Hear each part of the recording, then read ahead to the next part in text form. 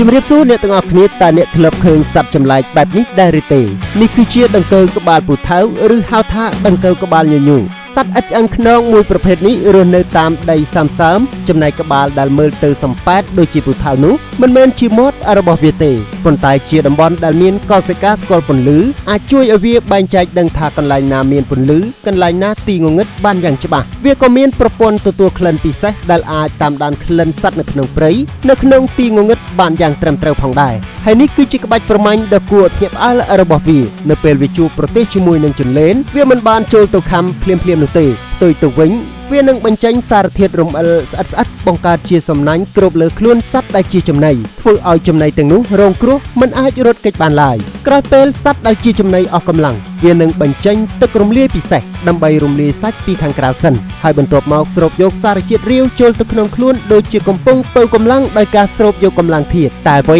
ដែលគួរឲ្យអស្ចារ្យជាងនោះគឺប្រសិនបើរាងកាយរបស់វាត្រូវបានកាត់ផ្តាច់ជាចំណែកតូចបំណែកទាំងនោះមិនបានស្លាប់នោះទេផ្ទុយទៅវិញវាអាចដោះឡើងវិញក្លាយជាដង្កូវពេញលេញបានក្នុងរយៈពេលតែប៉ុន្មានសប្តាហ៍ប៉ុណ្ណោះពីដង្កូវមានតែមួយអាចប្រែក្លាយទៅជាច្រើនដូចជាកងទ័ពដង្កូវតូចដែលត្រៀមចេញប្រមាញ់បន្តទៀតនេះហើយជាភាពអស្ចារ្យនៃធម្មជាតិដែលមនុស្សជាច្រើនមិនធ្លាប់គិតដល់ធម្មជាតិមានរឿងចម្លែកនិងគួរឲ្យចាប់អារម្មណ៍ជាច្រើនទៀតជួបគ្នាវីដេអូក្រោយកុំភ្លេចចុច like follow